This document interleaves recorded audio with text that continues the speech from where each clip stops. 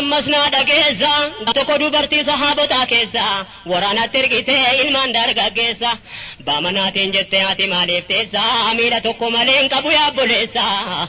uleedhaan utaalee deema biyya keessa baammanaa shahinnaan tuula rasuul keessa kophaa manattafuu hawwitee taate aadayyeessa iimaanan murteessa nisaa awwari jaalaa adada maalumaatillaa namtichi sun dhufee gaafate rasuula anoo miilan qabuulee nan utaala na rakkisee jira jedhe dubbiin fala ati manaa kootii deemnaan jette duulaa maal sodaatte haftee ilmaan kan kee jalaa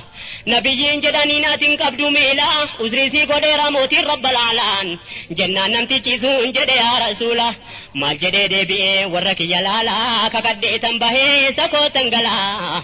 deebii lammeessaatti tole jedhan jala gammadee gaa jedhe yaa rasuulal mawlaa ilmaan koo milkoofte ani nafu jilaa jannatuma keessan uleedhaan utaala kadhate rabbeessa adeeme okkolaa adada maalumaatillaa naada gayi dubbii kana yaabboleessa miila tokkoon dhaqee seene lola keessa ilmi isaa gammadee arge tuuta keessa dhufee duuba goree duubarraa ittisa sahaabonni arganii mirkaanani tasa walitti lallabaan ajaa'iba isaa miila tokkoon dhufee abdate rabbi isaa jedhan warri fayyaan jabaatani tasa cabaan akkas taanaan fayyaan akkam lolaa adada maalumaatillaa